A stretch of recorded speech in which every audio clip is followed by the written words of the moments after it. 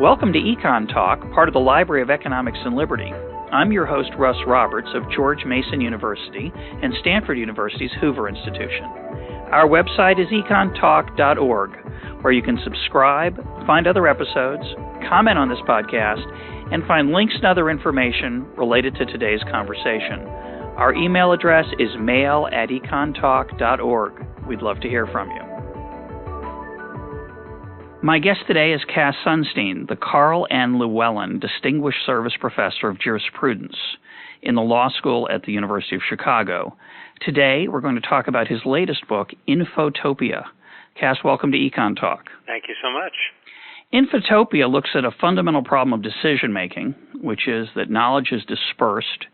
It's spread out among many people inside our own individual minds.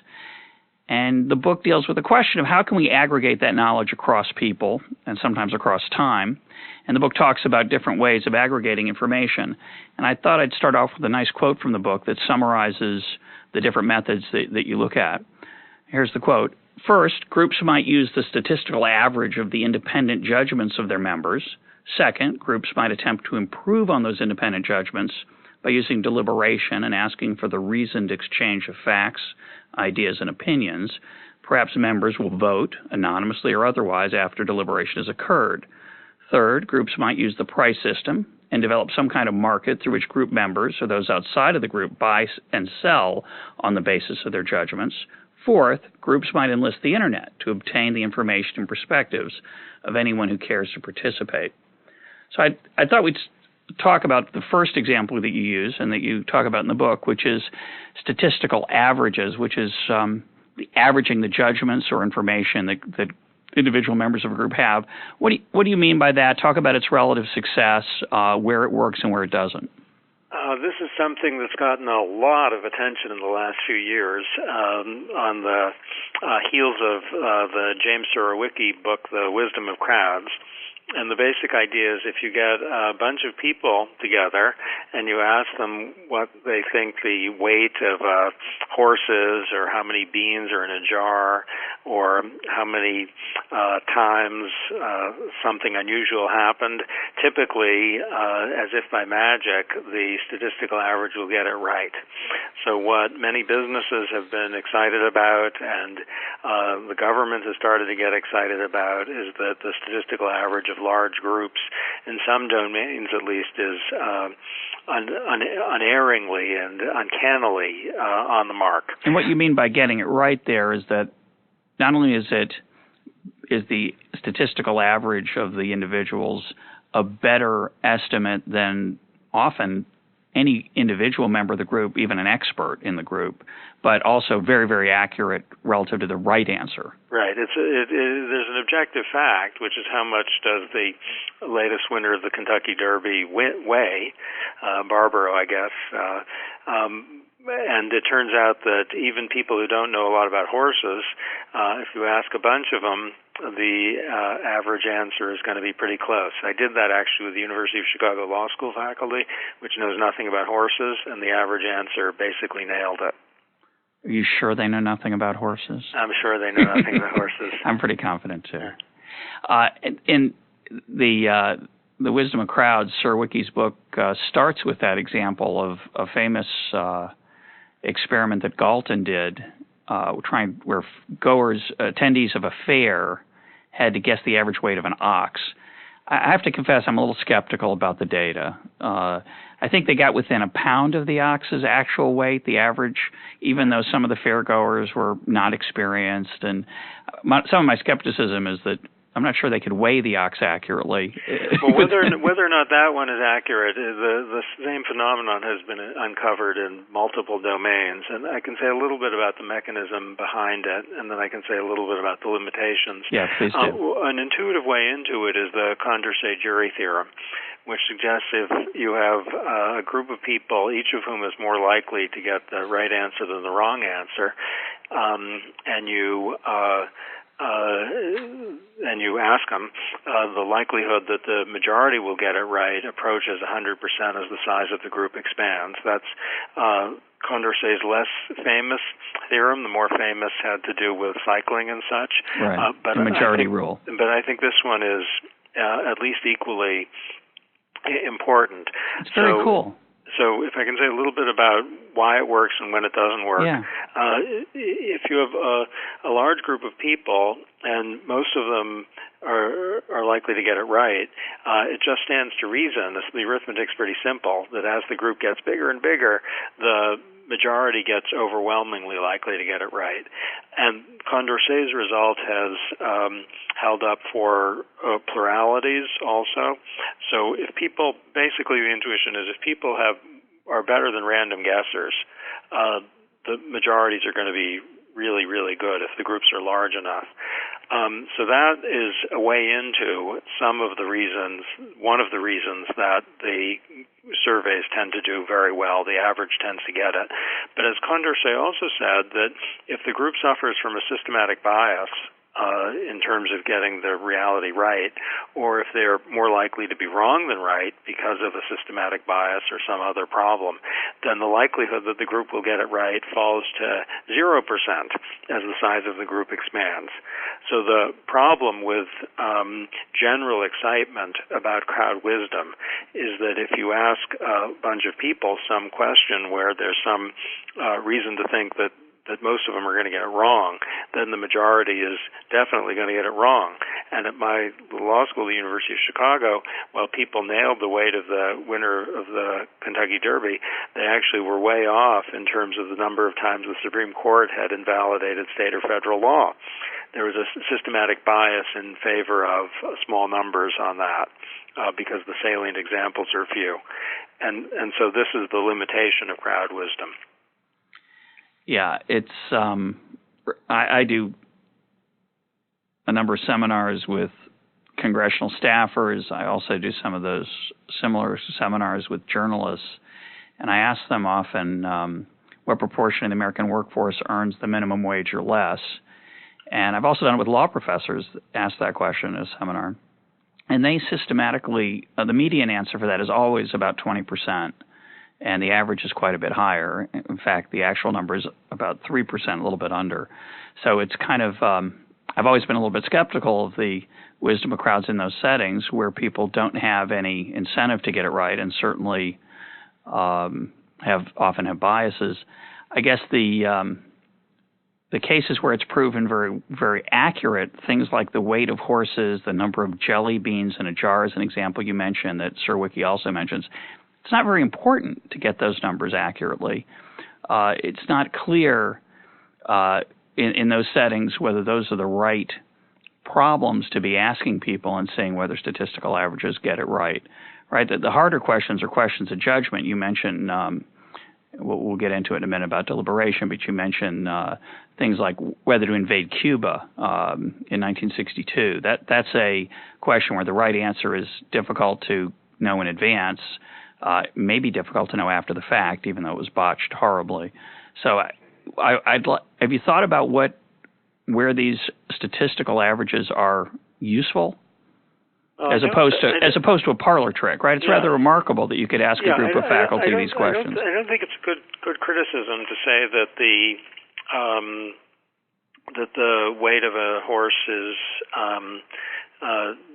not very important, because it's the mechanisms that's important, not the example. The mechanism is that if you have a large group of people, most of whom are more likely than not to get it right, the likelihood that the group will get it right expands as the size of the group expands. And Scott Page at Michigan has different mechanisms that come to the same general conclusion about random error and how it cancels out in large groups.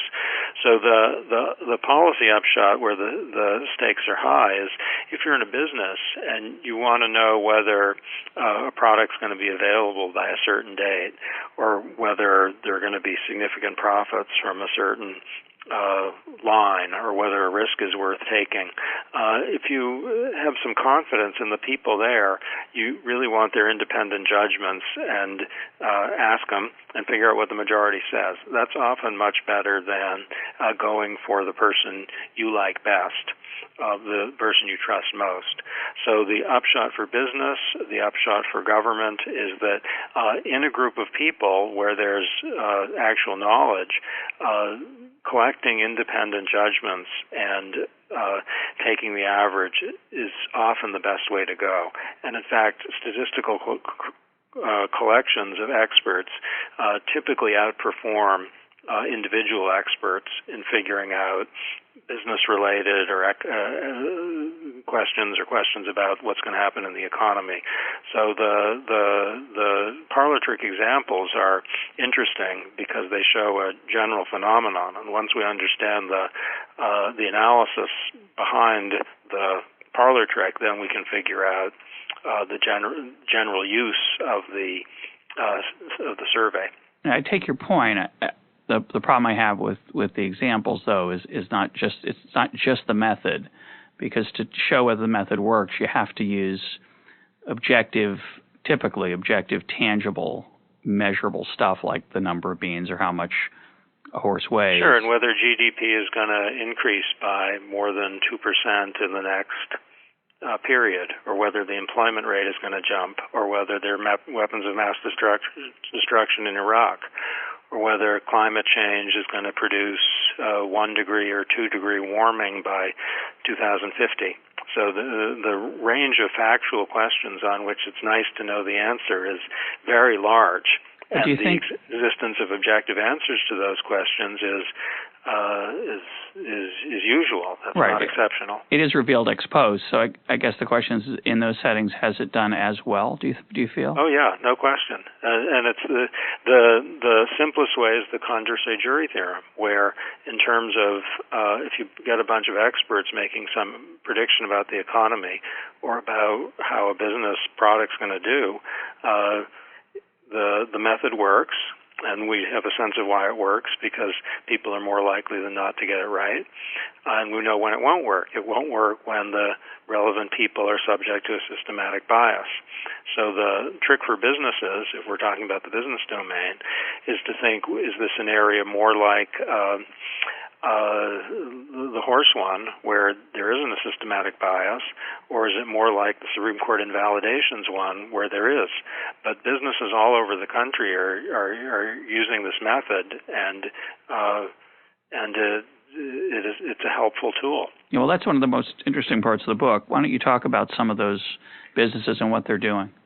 Well, I'll talk about prediction markets, which are a variation on the statistical averages as I see them. What the prediction markets try to do is get a bunch of people to make a bet about whether a product's going to be available, an office is going to open, something's going to turn out to be profitable at what level, that sort of thing, questions that businesses are really interested in. And the way the prediction market works is instead of surveying people, some of whom may have no confidence in their own judgment, but they're willing to answer a survey, you ask people if they'd like to bet. And the bet can be virtual, meaning it's just about reputation and honor. You're not going to get anything from it. Or it can be, as in offshore prediction markets, for real money, gambling. Or it can be, as some companies have done, for a chance to enter a lottery with a certain probability of success, where if you win the lottery, you get a shirt or something. Not purely an honor, but vague enough in terms of the payoff so as not to amount to gambling in violation of state law. So but the idea is to give people incentives to above and beyond the honor. And, right. And that's reputation. What's great about this, that this is an incentive-based system, as a survey isn't, where entry is fully voluntary, depending on how much you think you know, and where the price is going to change over time as people decide to participate when they see the price being too low or too high. And what's happened at such companies at Microsoft and Hewlett-Packard and Eli Lilly and Google is that they've used prediction markets to try to have a sense of how things are going to develop at the firm. Google has made a lot of its data public to me, for which I am very grateful. And what's happened at Google is that the prices are probabilities. So if the price suggests that something is 80% likely to come true, it actually does come true 80% of the time. That's been Google's track record. If the price suggests it's going to come true 20% of the time, then it comes true 20% of the time. It's been that's been really like magic. But the mechanism behind it is anything but magical. It's that the Conger jury theorem, remember, predicts that large groups are likely to get it right if people are more than 50% right themselves, and people aren't going to participate in the prediction market unless at least they have a degree of confidence that they are more than 50% likely to have it right. And so the economic incentive plus the dynamic quality of the prediction market, it's like the stock market extends over time, provides a kind of built-in safeguard against the risk of a systematic bias or pervasive error. Because if people are saying the office is going to open by January 1st, and that's a loony prediction, then other people are going to bet against them, and the price will correct itself. I just have to go back and ask you about your informal surveys of your colleagues about the weight of the Kentucky Derby winner and the what was the other question you mentioned? The number of times the Supreme Court has invalidated state or federal law. When you asked them the question, I assume you didn't promise a prize for the best answer, but did you make their guesses public ex post? No. Okay. So complete anonymity. Okay, so they did well on the horse example without any incentive, and they did because evidently they had some rough idea about horse weight, and they did badly on the Supreme Court because they had biases that overwhelmed the matter. Right. But in the case of Google, the claim would be that in these prediction markets where an accurate guess gives you some mild financial payoff, you're trying to keep out the people who are totally uninformed or misinformed. What kind of numbers, do you know how many people are participating in these markets? And presumably, I'm wondering if Google did any experimenting with just doing the statistical average, surveying employees in large numbers, and did they find that these prediction markets where there was an incentive perform better? Do you have any data on that? In prediction markets in general, there are many thousands of participants. Trade sports, for example, has thousands and thousands of participants. The Iowa electronic markets, which involves elections, has thousands and thousands of participants. Google, I don't have the numbers, but it would be surprising if it's in the thousands. For different markets, more likely dozens or hundreds. Even thin markets with small numbers of traders have generally come up with really good results. Google did not, so far as I'm aware, do a survey as compared to the prediction market. But there's logical reason to believe, and I think this is built into your question, that the prediction market will outperform the survey. And the reason is that there's an economic incentive that would be a spur to get it right. And I think more fundamentally still, that if you ask me when Google's office in Moscow is going to open, I would answer a survey question if I was instructed to do that, but I'm not going to bet any money on it.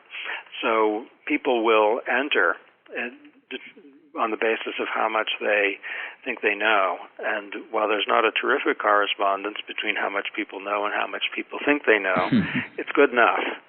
In the case of Google and other companies that are doing this, there's no financial cost, though, for an error, is there, other than the foregone money? No, that's right.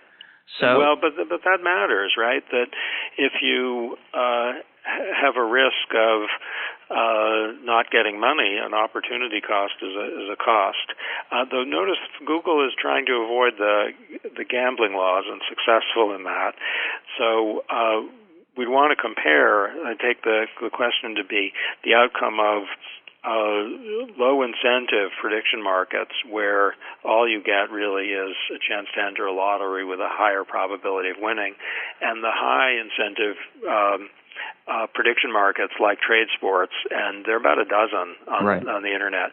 And such work as there's been done finds strikingly little difference in terms of the predictive power of the strong economic incentives and those in the predictive power of the virtual markets. So the analysis suggests that they both work really well, and the economic incentive doesn't produce significantly better outcomes. Now, that's a bit of a puzzle. The way I respond to the puzzle is the people who are participating, even in the virtual markets, they really want to get it right because there's something about reputation or honor or self-conception that drives their participation. So Google has been as successful in terms of the prices being probabilities as any market, even though as you say, you're not going to lose a lot of money, and you're not going to gain a lot if you win. It's the people at Google, they want to get it right. Well, I think the opportunity to win is a strong incentive, but I'd presume that, and I don't know if you have any data on this, it'd be interesting to look at. I'd presume that if we considered sort of three different levels of incentives: one, no incentive other than honor, just a statistical average of just surveying people; two, the opportunity to win, but everybody participates because they'd rather win than not participate because they could win; and then three, the case where you put your money down so that you exclude people who are unsure about their knowledge at a certain level. The second one could do fine as long as the middle case, where you only have the opportunity to win. You don't have to spend anything. That could do well as long as the people who are uninformed are uninformed around the average. So, or the correct answer. I'd assume that the variance would be larger in that setting. But as long as the Google employees are fairly well informed around the average, so that there are people who guess that the office will open in Russia, with a larger delay than the right answer. But there'll be others who will be overly optimistic. Those folks will wash out. And I think there's an example you give in the book, the Who Wants to Be a Millionaire example, right? Right. Where the uninformed people in the audience, okay, they mess up, but there's enough informed people to push the answer to the right answer. Right. The surveys can do just fine if even if a majority of people are just random guessers, if something like 30% or 40% is better than random guessers, because the 60 to 70% random guessers will distribute their errors randomly, and then the plurality winner will be the correct one. Now, this I think is really for the parlor game situation, and not for applications for business or government.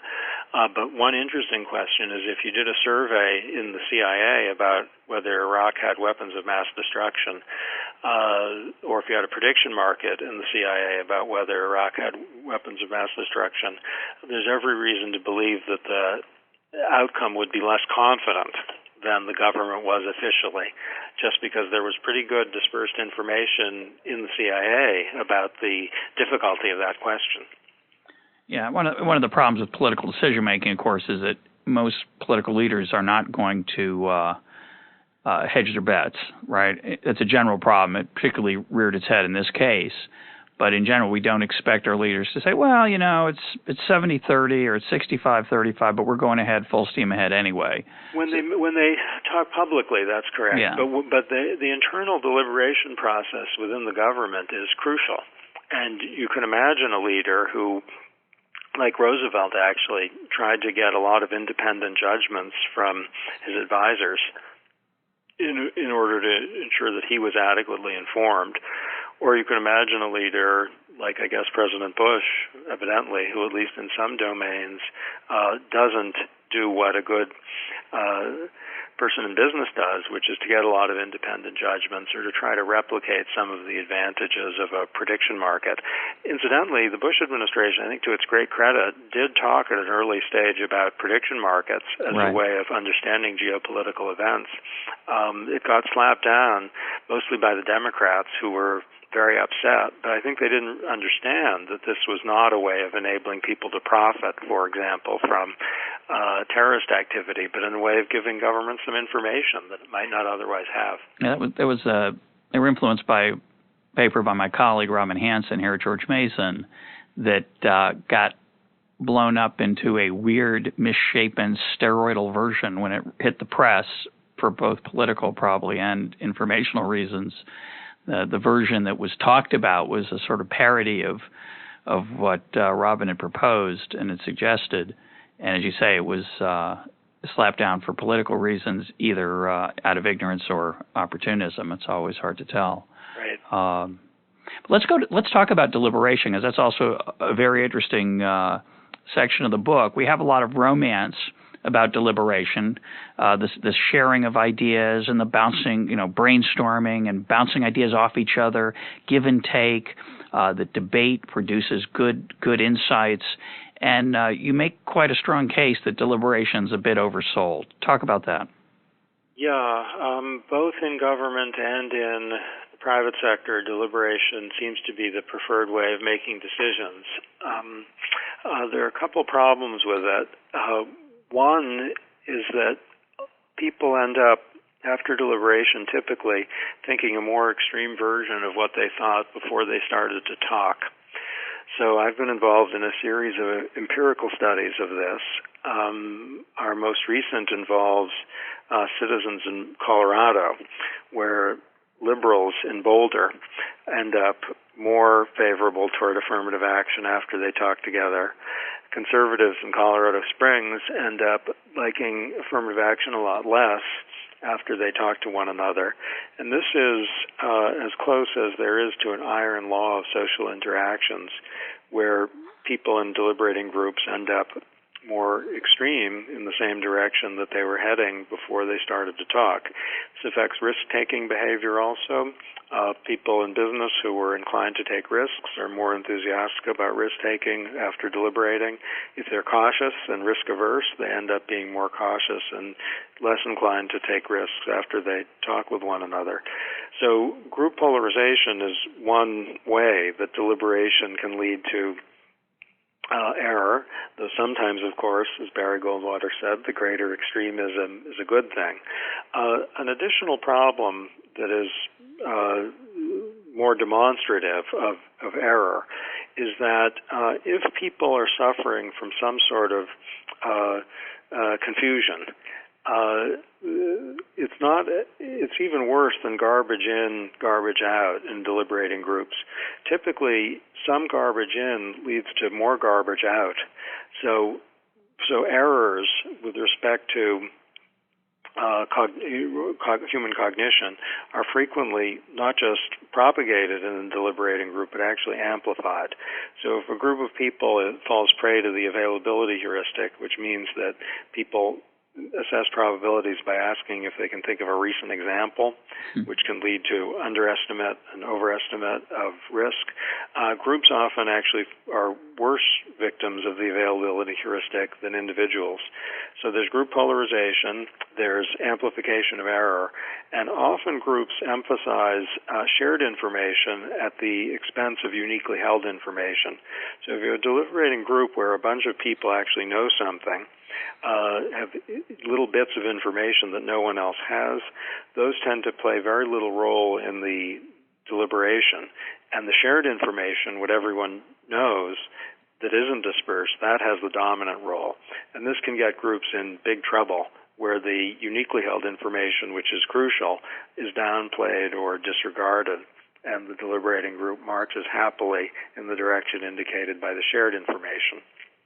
One of the challenges of this, it's a very interesting set of insights. One of the challenges is, let's take the government level. You talk about the weapons of mass destruction issue, and the other example in the book that springs to mind is the Bay of Pigs invasion. Ex post, a lot of the people who were skeptical are willing to reveal that they were skeptical and that they kept their mouth shut because of the dynamics of the group. And we all understand that. We all understand the costs of sharing that individually held information. It may not just be information. It may be something more subtle, such as judgment or intuition. It's hard to describe, but we're not just talking here about issues that are tangible, but subtle and difficult and important things, such as wisdom, real wisdom, not just facts. And in those situations, what's fascinating about it is that ex post people will reveal that they kept quiet. The problem is that those are ex post after things that didn't go well. So the question is, although the mechanism is clear that this is a problem, do we know that we don't know. Do we have an indication that it's true? And here's the proof of the pudding. As you suggested earlier, Roosevelt was wise to survey people individually so that these group dynamic effects didn't contaminate the sharing of individual information. If it's really true that groups don't deliberate well, you'd think there'd be less deliberation in these settings, although, of course, deliberation could be used for other reasons besides getting at the truth. But you'd think there'd be less, and you'd think there'd be ways to avoid some of these biases. Are there such ways? Do you think my worries are real about these ex post revelations? Well, it is true that absolutely that ex post revelations may not tell us a lot about what happens in the general run. So the only way to figure this out is to have controlled experiments and then to see if the real world is relevantly different. So there are a bunch of controlled experiments now that show that deliberating groups end up thinking a more extreme version of what people thought before they started to talk. So that is really robust in the experimental setting. I've done a bunch of studies now of federal judicial behavior, and these are experts who are learned in the law. And in ideologically contested cases, Democratic appointees to the federal bench are much more liberal when they're sitting on three-judge panels just with Democratic appointees than they are with one Republican there. So the phenomenon of like-minded people ending up going to extremes is demonstrated very vividly by federal judicial voting by Democratic appointees. I don't mean to beat up on the Democrats in particular here, because the Republican appointees are much more conservative in their voting patterns on three-judge panels. When it's just Republican appointees, when there's a Democratic appointee, they're far more moderate in their votes. So this is not experimental. This is real data based on publicly available votes. We have about 25,000 of them counted. In the private sector, the best functioning companies in the U.S. Often have boards of deliberators that are contentious, full of dissent. They take steps to avoid the group polarization phenomenon. They cultivate disagreement. So I guess what I'd say about deliberation is that it's vulnerable to the polarization phenomenon, to what are called hidden profiles, that is when uniquely held information doesn't get out, to the some garbage in, more garbage out phenomena. But there are ways of structuring deliberation so that it works better. So we know from experimental settings that all three happen. We have reason to believe they're replicated in the world. The private companies that do best, investment clubs that do best, take institutional steps, sometimes steps that involve the inculcation of norms of dissent and disagreement that turn out to work against the worst of these phenomena. So what I would say about deliberation is not that it should be ended as a social practice. In some domains, it does work very well, where there's a eureka problem. When once the answer is announced, everyone says eureka. Their deliberation succeeds, which is why large groups can solve crossword puzzles better than small groups. Sure. And sometimes problems that are faced by companies or government have this feature. But the goal ought not to be to just to trash deliberation, but to figure out the mechanisms that lead it to work less well and see what can be done to counteract that. So the next president of the United States should follow a model much more. Reagan was relevantly like Roosevelt. Whether it was Reagan personally, who knows? But the Reagan administration had a lot of contestation on many issues, and that was helpful to avoiding error. Yeah, and I think that's right. I just want to challenge the judicial finding for a sec and get your reaction. The alternative explanation is, I assume, and I assume you thought of this, but talk about it. The alternative explanation is that when you're on an all-Democratic or an all-Republican panel, judges, you know how the outcome's going to turn out, so you may as well join in. There's no real cost to voting along the lines of your colleagues, and that there's a different set of incentives going along there when you're with a more unknown group. Well, that may help. That may be one of the mechanisms that explains why group polarization occurs. So I've said that deliberating groups end up in a more extreme point in line with their pre-deliberation tendency, but I haven't said why that happens. And if we observe that the Democratic appointees get super liberal, say, in sex discrimination cases when they're just with one another, something like what you described may be the reason that they think, well, I'll go along with my other liberal Democrats whose views I predict to be liberal. And with a Republican there, you're kind of on your mettle more. The outcome is uncertain. You may have an incentive to think harder about what the law actually is. And that seems a very plausible explanation for some of the phenomenon we find. So I guess what I'd say about group polarization is that there are several accounts of why it might occur, why a deliberating group might end up getting more extreme in line with its pre-deliberation tendency, and the one you sketch is definitely one.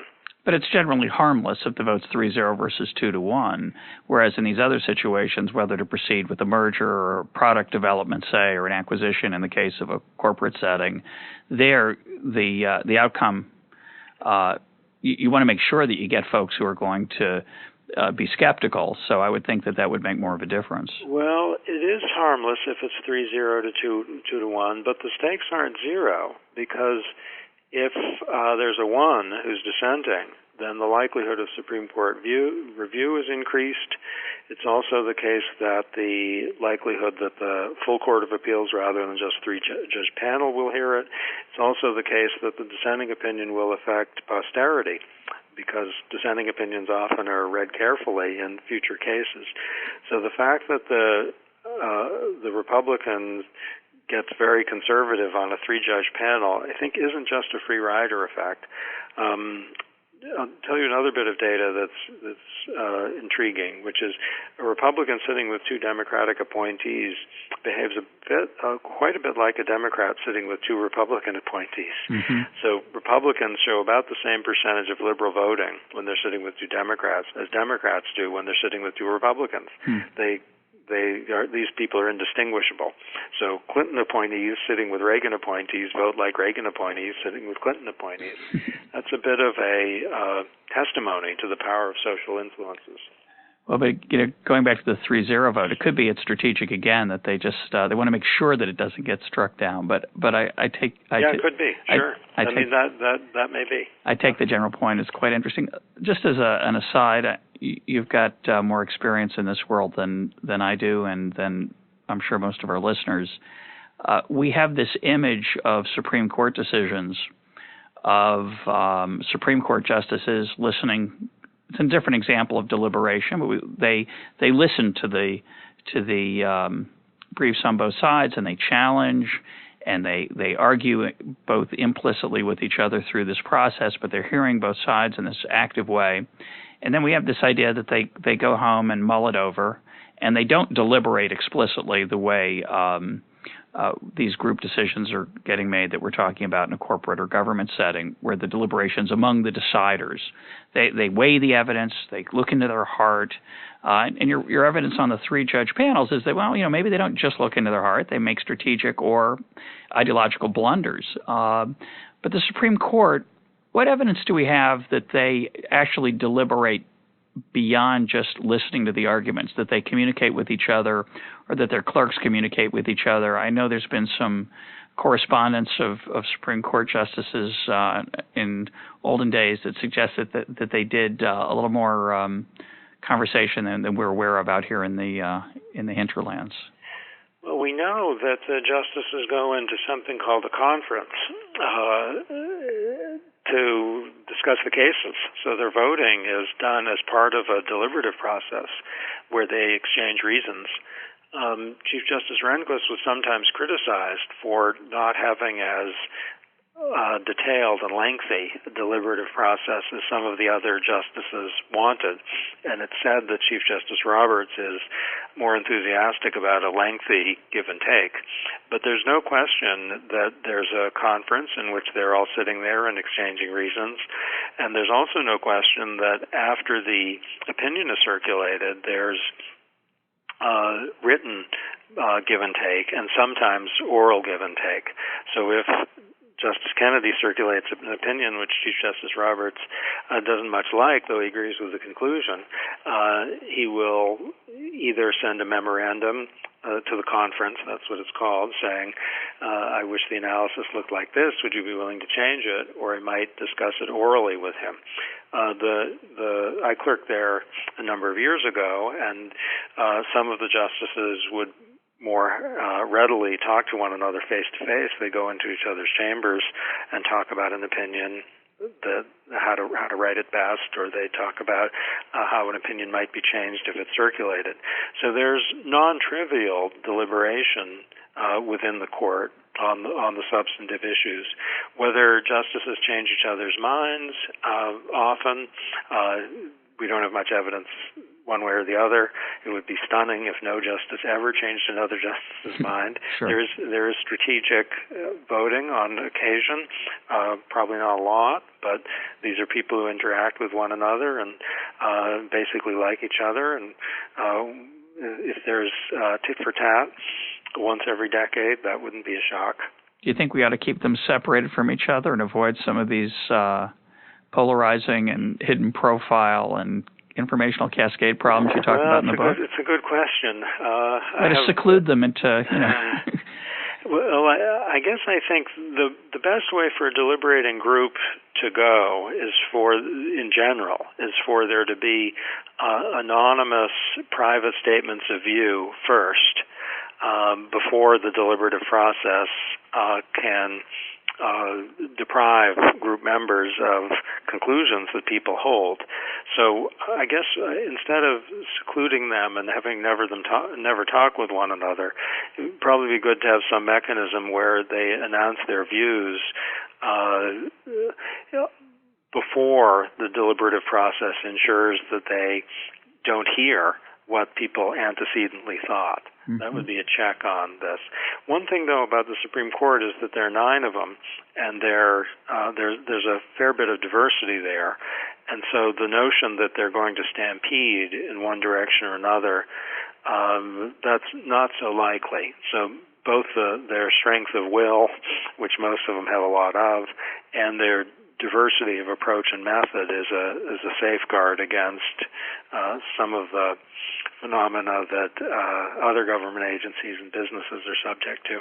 But as an amateur observer, I wish there were more diversity. I feel like the confirmation process has ruled out the inherent combative nature of it has ruled out a lot of the more interesting people on the left and the right, who I think would enhance that diversity a great deal. There's a whole bunch. Some of the most creative and interesting legal thinkers are unimaginable as potential confirmees because of their peculiar nature, or their views, or their social habits, or their personalities. And those are folks I think we'd want on there. It's a shame. Do you agree?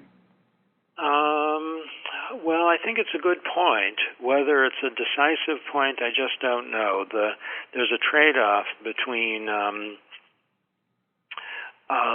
ensuring a degree of moderation, which has its virtues, and assuring a high level of intellectual diversity, which has its virtues.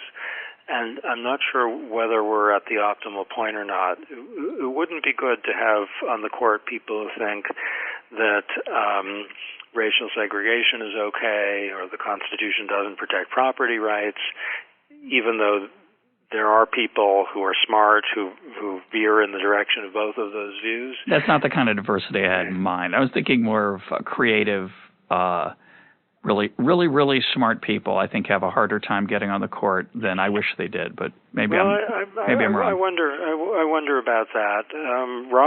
Chief Justice Roberts, is a really smart guy, and Breyer is very smart, and Alito was known as a very sharp guy. So I don't think we have a dearth of ability on the court right now. I mean, it's not; those aren't the 9 top lawyers in the United States, but they're in the very few top percentiles, I'd say. We're not in the Haruska world. Senator Haruska of Nebraska, I think, said that mediocrity deserves its representation on the Supreme Court. I don't think we're there yet. No. So I take your point about diversity and creativity. We don't have.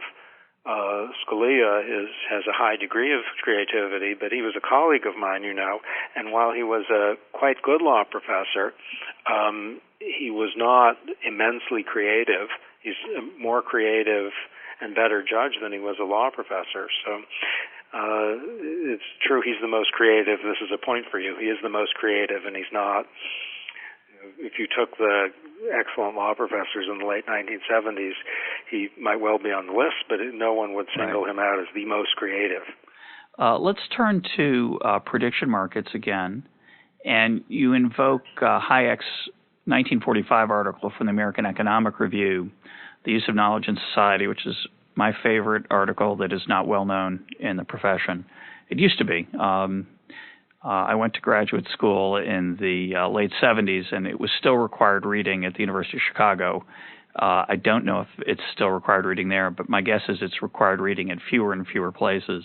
But you use it a lot in the book, and you use it as a way of describing the virtues of prediction markets, and you also criticize Hayek a little bit. Talk about the virtues and vices of Hayek. Okay, I love Hayek, and I think this article should be read by all graduate students in all fields, and maybe by all people in all fields.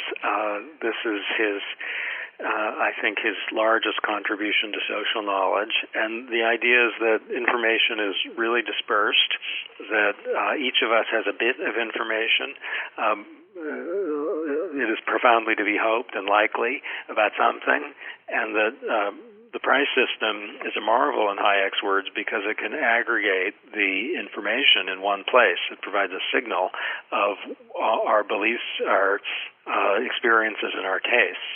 And so this is a phenomenal thought whose implications, it seems to me, have yet to be adequately exploited.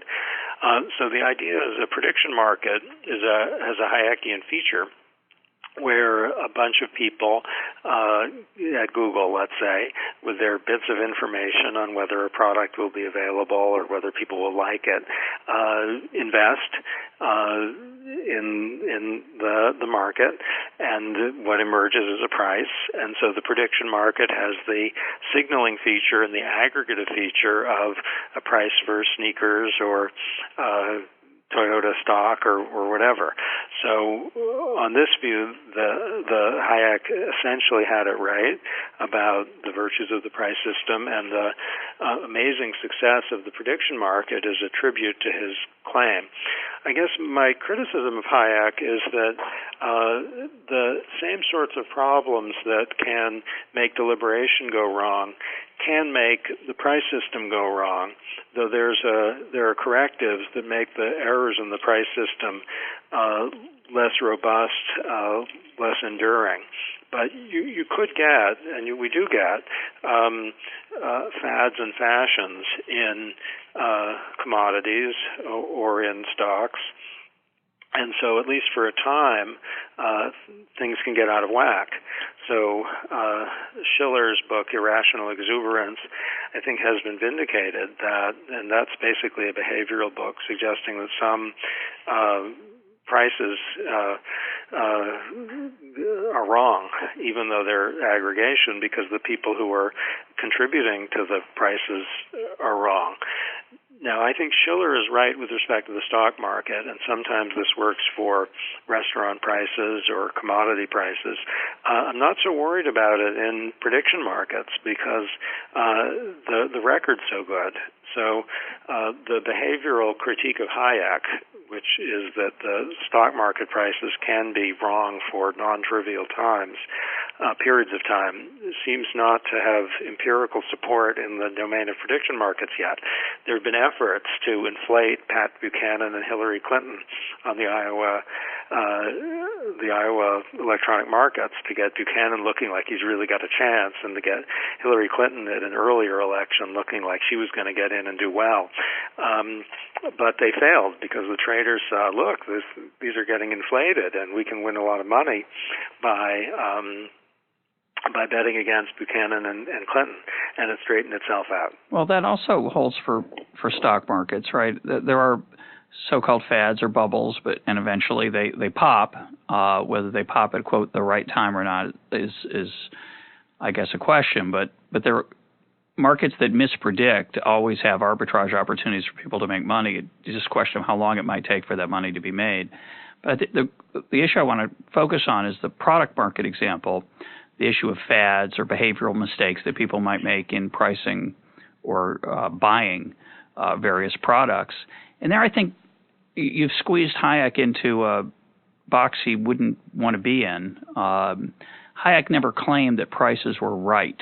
He never claimed that you need to get the right price or that it's measurable, that it's at all possible to figure out what the right price is for a pencil or an hour of a consultant's time or any kind of product or service. What Hayek, I think, was interested in was solving the problem of order and this dispersion of information in the face of social change.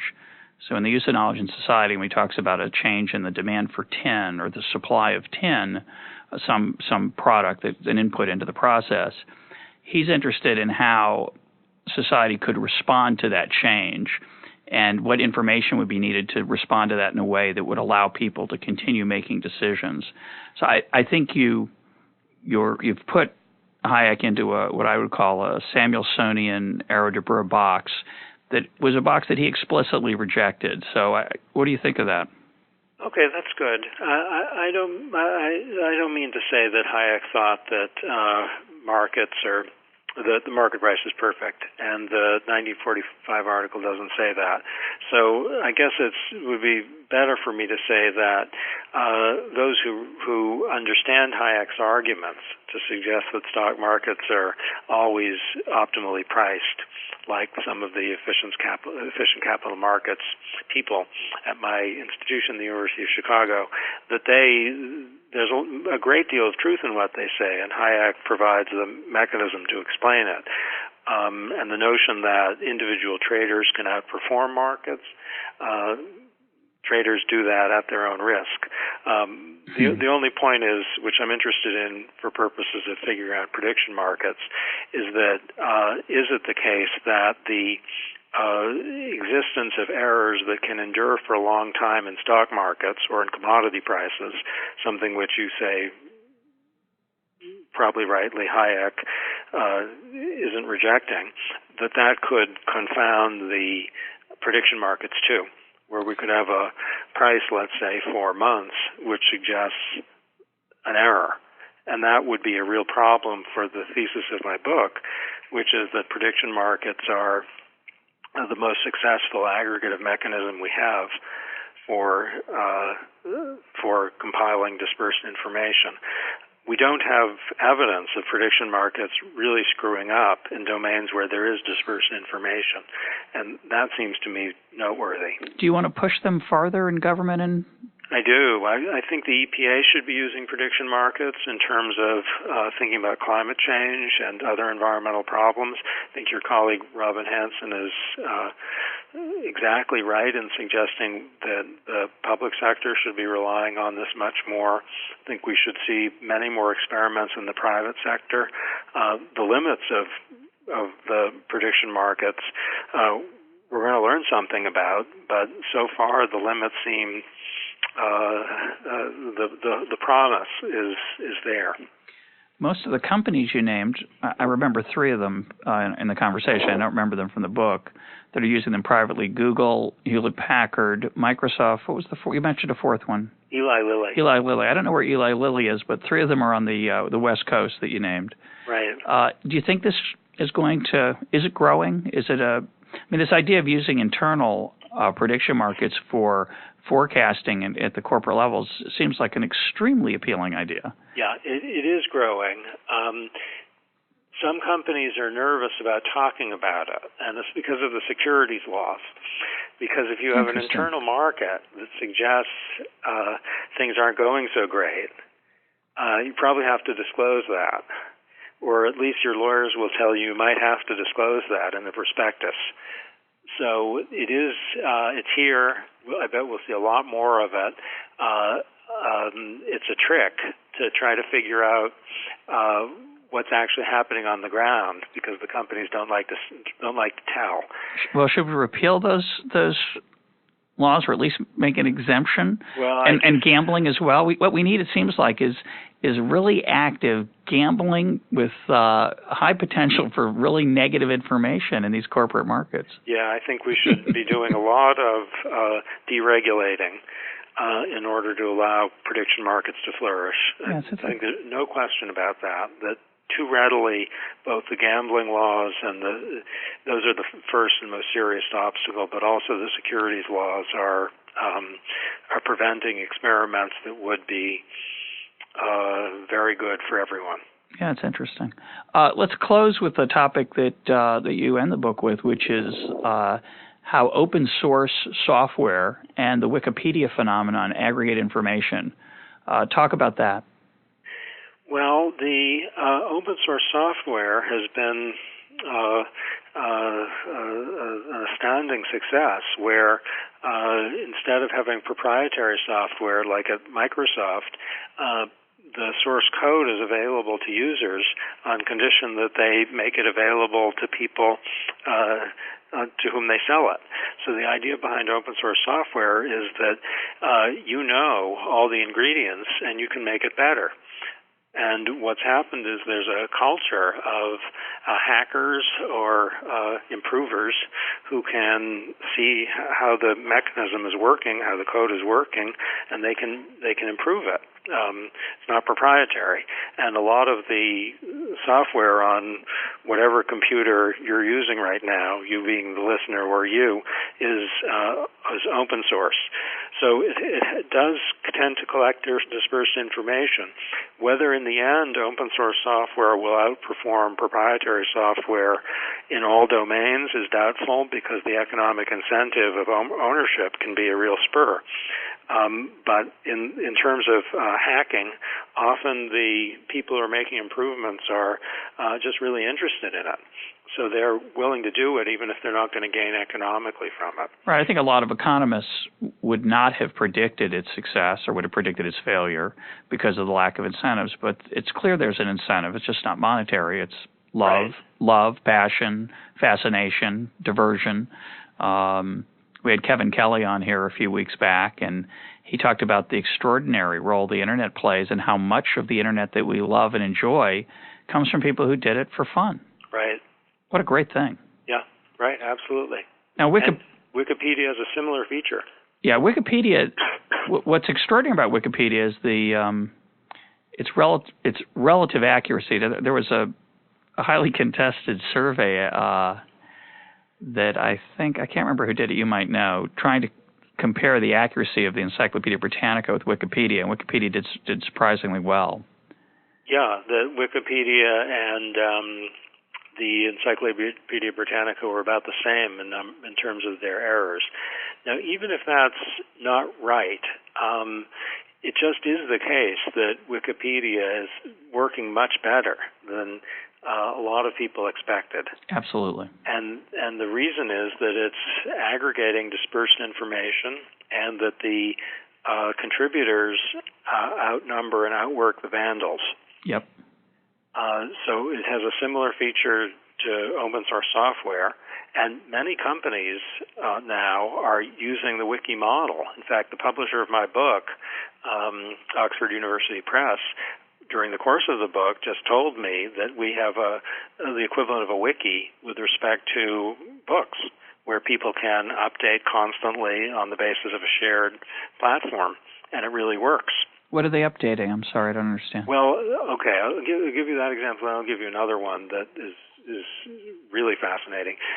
What they do is, suppose you have a publisher who has a book that's in progress and it takes a turn. It's going to actually be much more have much more trade potential than people anticipated. Or the emphasis is going to switch. Originally, this was a book, let's suppose, about deliberation as a social phenomenon. It changes to be a book about wikis and open source software and prediction markets. That might be very important for the company, for everyone in the company to know. So if there's a wiki there, instead of email or pieces of paper, what's put on the book is what's put on the wiki is what's actually happening with this book now, and everyone has access to it and can fix it, so that everyone will immediately see what this product is going to be like in a way that might have implications for marketing and sales, likely to. So in publishing, I know a number of companies now use wikis or wiki equivalents so that everyone can see immediately how things are developing in real time, rather than having something more cumbersome where there are contradictory emails or pieces of paper, which is very hard to make sense of. Or at the sales meeting, after the book's already done and it's just about to come out, people suddenly find out it's a different book than they thought. Right, exactly. So the more exciting maybe idea is the CIA now has something called Intellipedia, which is based on Wikipedia software. And while, thank goodness, we can't get access to it because it's secret stuff, hundreds of people at the CIA can. And Intellipedia really is Wikipedia for intelligence. And the notion is to build on what I think is a roughly Hayekian process of aggregating dispersed information. And so long as it can't be ruined by vandals, and so long as the people are knowledgeable and have their own bits of information, this is something where the CIA can see stuff. And it's clearly in part a response to the intelligence failures connected with September 11th and the weapons of mass destruction. Now, it seems like a great idea. In fact, it's trying to get at the prediction market effect without the monetary incentive isn't there, which is a drawback, but it's allowing some sort of communal wisdom of that crowd to produce something. And there could be some vandals, and maybe that even in that, you could even imagine where a cynic or a skeptic or a semi-vandal would provoke true deliberation in a more anonymous venue, which might avoid some of the social problems that the deliberation process, if the people were all face-to-face in the same room, creates. It's a really interesting idea. Yeah, I think so. Yeah. One example you don't mention, which I love, comes from Simon Winchester's book, The Madman and the Professor. He talks about the Oxford English Dictionary, which was a pre-internet wiki where the designers of the editors of the dictionary wanted to find examples from English literature where words were first used. And they just relied on a voluntary process of people sending in little slips of paper. And interestingly, very few people contributed an enormous number of those, akin to Wikipedia, which is, I think you mentioned, as some concern. But I think the idea there is that if a small group is doing an enormous amount of the work, the tail, the rest of us, of that dog are keeping an eye on it. So if there's an egregious error, we can fix it. Right, absolutely. And that's one reason Wikipedia works, and it's to be hoped that Intellipedia is working for similar reasons. Any other places in the government where it's on the rise, potentially? You mentioned the EPA. It's a good idea. Yeah, well, I'd like to see it at the SEC also. The SEC is making lots of predictions about the effects of, for example, deregulating the cross-ownership rules on program content. A prediction market on that would be useful. My prediction, incidentally, is that the diversity on the atmosphere is a reflection of consumer demand and not of who happens to own it. Mm-hmm. So if you have a bunch of white Republicans owning a company, if they have a lot to gain from having an audience that's Hispanic, then they'll cater to the Hispanic audience. It'd be nice to see what the people at the FCC think if they're betting on it. Yeah, that would be interesting. Well, my guest today has been Cass Sunstein, the Carl N. Llewellyn Distinguished Service Professor of Jurisprudence in the Law School at the University of Chicago and the author most recently of Infotopia. Thanks for joining us, Cass. Thank you. Enjoyed it much.